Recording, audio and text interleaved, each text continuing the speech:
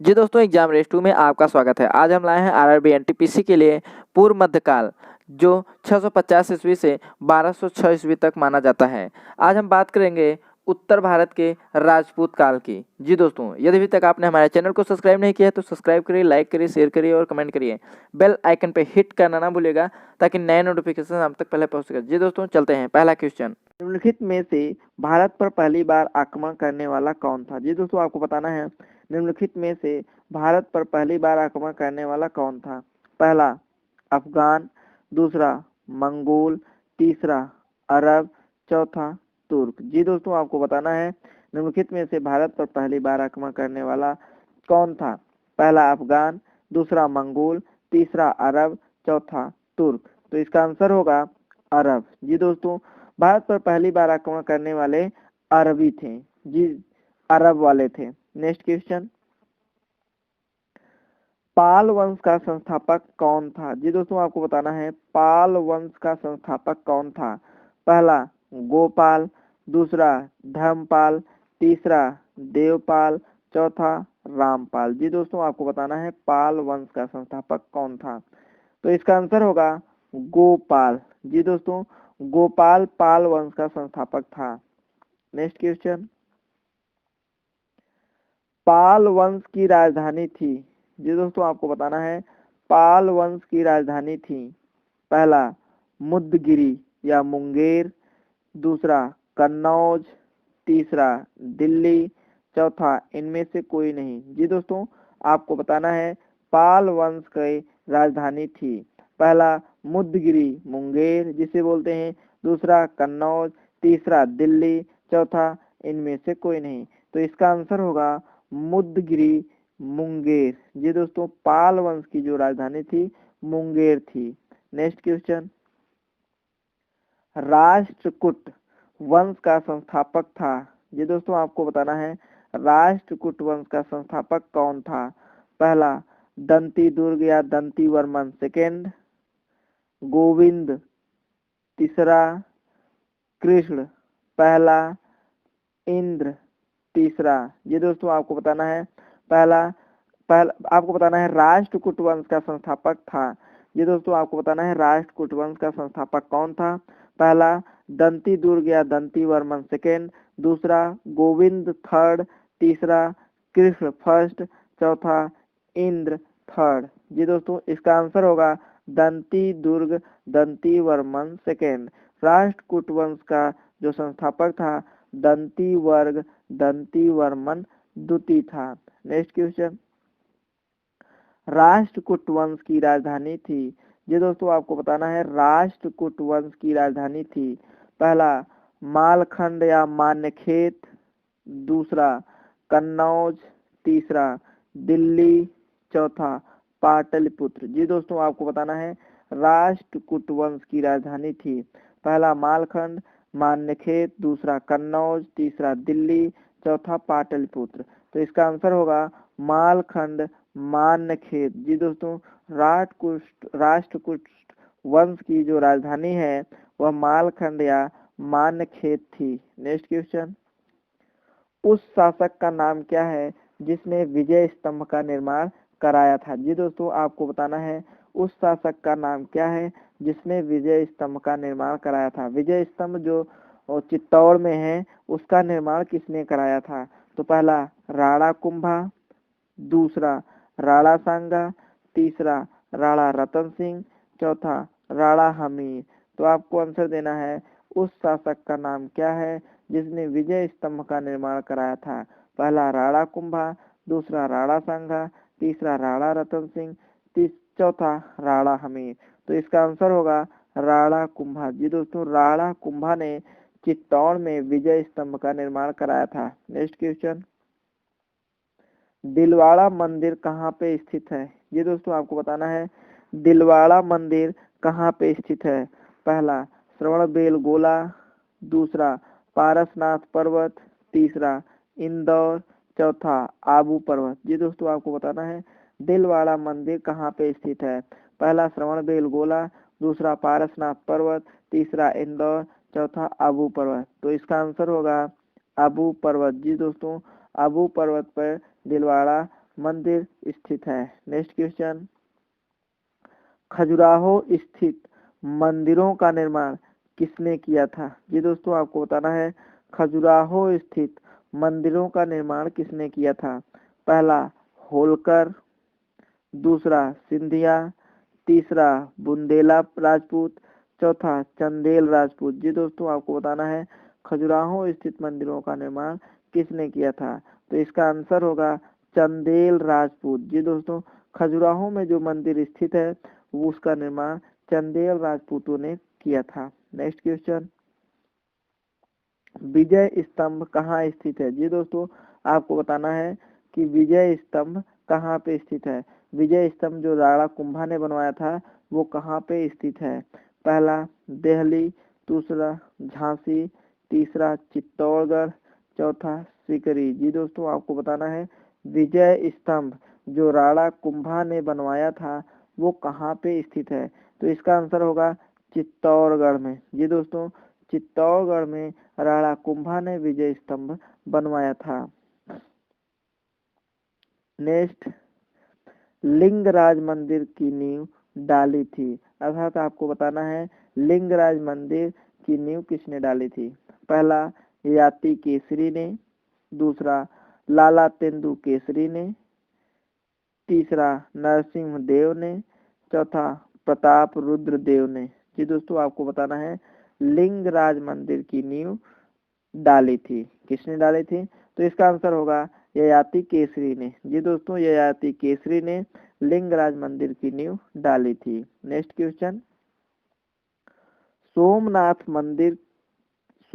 के मंदिर पर 1025 ईस्वी में महमूद गजनबी के आक्रमण के समय गुजरात का शासक कौन था? जी दोस्तों आपको बताना है सोमनाथ मंदिर जो गुजरात में है उस समय 1025 ईस्वी में महमूद गजनबी के द्वारा उस पर आक्रमण किया गया था।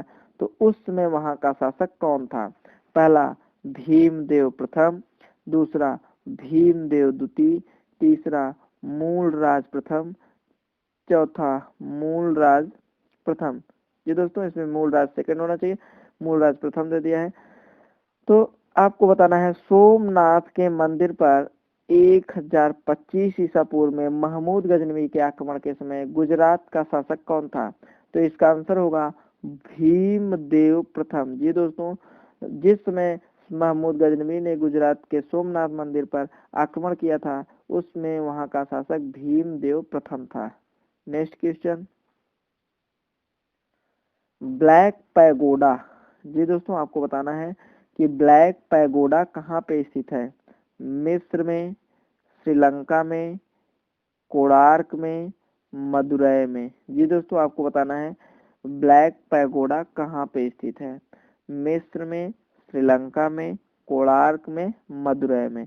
तो इसका आंसर होगा कोणार्क में। जी दोस्तों कोणार्क में ब्लैक पैगोडा है। नेक्स्ट क्वेश्चन, रानी पद्मिनी का नाम अलाउद्दीन खिलजी की चित्तौड़ विजय से जोड़ा जाता है, उसके पति का नाम है। जी दोस्तों आपको बताना है रानी पद्मिनी का जो नाम वो उसके पति का क्या नाम था? आपको सीधा सीधा बताना है रानी पद्मिनी के पति का नाम क्या है? रानी पद्मिनी का नाम अलाउद्दीन खिलजी की चित्तौड़ विजय से जोड़ा जाता है, तो उसके पति का क्या नाम है? पहला महाराणा प्रताप, दूसरा रणजीत सिंह, तीसरा राजा मान सिंह, चौथा राणा रतन सिंह। जी दोस्तों आपको बताना है रानी पद्मिनी के पति का क्या नाम है? तो इसका आंसर होगा राणा रतन सिंह। जी दोस्तों रानी पद्मिनी के पति का नाम राणा रतन सिंह है। नेक्स्ट क्वेश्चन, विक्रमशिला शिक्षा केंद्र के संस्थापक का नाम है विक्रमशिला। जी दोस्तों विक्रमशिला शिक्षा का केंद्र माना जाता है, उसका संस्थापक कौन है? देवपाल, पहला देवपाल, दूसरा धर्मपाल, तीसरा नयपाल, चौथा नरेंद्रपाल। जी दोस्तों आपको बताना है विक्रमशिला जिसे शिक्षा का केंद्र माना जाता है उसके संस्थापक कौन है? तो इसका आंसर होगा धर्मपाल। जी दोस्तों धर्मपाल विक्रमशिला के संस्थापक हैं। नेक्स्ट क्वेश्चन, पुरी में स्थित कोणार्क के विशाल सूर्य देव के मंदिर के निर्माता थे। ये दोस्तों आपको बताना है पुरी में स्थित कोणार्क के विशाल सूर्य देव के मंदिर के निर्माता कौन थे। पुरी जो उड़ीसा में है, वहाँ पे कोणार्क में सूर्यदेव के मंदिर, भव्य सूर्यदेव के मंदिर है, वो उसके निर्माता कौन है आपको बताना है। तो पहला नरसिंह प्रथम, दूसरा कपिलेंद्र, तीसरा पुरुषोत्तम, चौथा चोडगंग। जी दोस्तों आपको बताना है पुरी में स्थित कोणार्क के विशाल सूर्य मंदिर के निर्माता कौन थे। तो इसका आंसर होगा नरसिंह प्रथम। जी दोस्तों पुरी में स्थित कोणार्क विशाल सूर्यदेव के मंदिर का निर्माता नरसिंह प्रथम है। नेक्स्ट, जगन्नाथ मंदिर किस राज्य में है। ये दोस्तों आपको बताना है कि जगन्नाथ मंदिर किस राज्य में है। पहला बंगाल, दूसरा उड़ीसा, तीसरा केरल, चौथा उत्तर प्रदेश। जी दोस्तों आपको बताना है जगन्नाथ मंदिर किस राज्य में स्थित है। तो इसका आंसर होगा उड़ीसा। जी दोस्तों उड़ीसा में जगन्नाथ मंदिर स्थित है। नेक्स्ट क्वेश्चन, भुवनेश्वर तथा पुरी के मंदिर किस शैली से निर्मित हैं। जी दोस्तों आपको बताना है भुवनेश्वर और पुरी के मंदिर किस शैली से निर्मित है। पहला नागर, दूसरा द्रविड़, तीसरा वेसर, चौथा इनमें से कोई नहीं। ये दोस्तों आपको बताना है भुवनेश्वर तथा पुरी के मंदिर किस शैली से निर्मित है। तो इसका आंसर होगा नागर। जी दोस्तों भुवनेश्वर और पुरी के मंदिर की जो शैली है वो नागर शैली है। नेक्स्ट क्वेश्चन, निम्नलिखित शहरों में से किसमें लिंगराज मंदिर अवस्थित है। जी दोस्तों आपको बताना है कि निम्नलिखित शहरों में से किसमें लिंगराज मंदिर अवस्थित है। पहला भुवनेश्वर, दूसरा बीजापुर, तीसरा कोलकाता, चौथा श्रवणबेलगोला। जी दोस्तों आपको बताना है कि निम्नलिखित शहरों में से किसमें लिंगराज मंदिर अवस्थित है।